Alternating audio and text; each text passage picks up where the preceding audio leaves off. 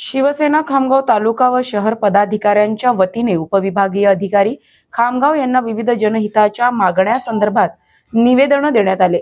शेतकरी, शेतमजूर, विद्यार्थी व सर्वसामान्य नागरिकांच्या समस्यांकडे प्रशासनाने तातडीने लक्ष द्यावे अशी मागणी यावेळी करण्यात आली। निवेदनात पेट्रोल, डिझेल व घरगुती गॅस सिलेंडरच्या वाढत्या दरांमुळे नागरिकांना मोठा आर्थिक भूर्दंड सहन करावा लागत असल्याचे नमूद करण्यात आले। तसेच शेतकऱ्यांना शेती मशागतीसाठी लागणारे डिझेल कॅनमधून उपलब्ध करून देण्यात यावे अशी मागणी सुद्धा करण्यात आली।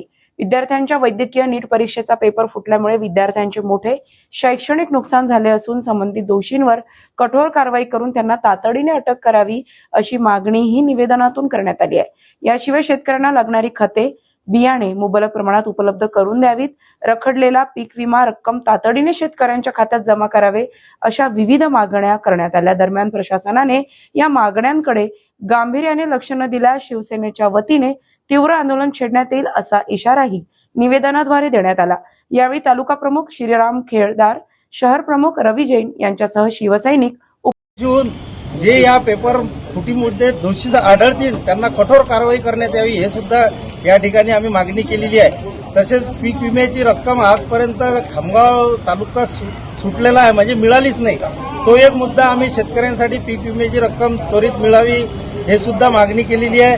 आणि या ठिकाणी शेतकऱ्यांना जे काही खते बी बियाणे आतापासून असं भासवत आहेत की बा खताचा तुटवडा आहे, शेतकऱ्यांना न घाबरवता पद्धतशीर सर्वांना बी बियाणे व खते मिळावी यासाठी आपण शासनाने नियोजन करावे। तसेच डिझेल, पेट्रोल आणि गॅसचा जो तुटवडा आहे त्याचा सुद्धा या एजन्सी धारकांना आणि गॅस पेट्रोल पंप मालकांची मीटिंग घेऊन सर्वांना हे व्यवस्थित पेट्रोल डिझेल मिळालं पाहिजे, त्याकरता नियोजन करावं ही आज या शासनाकडे आम्ही या ठिकाणी मागणी केली।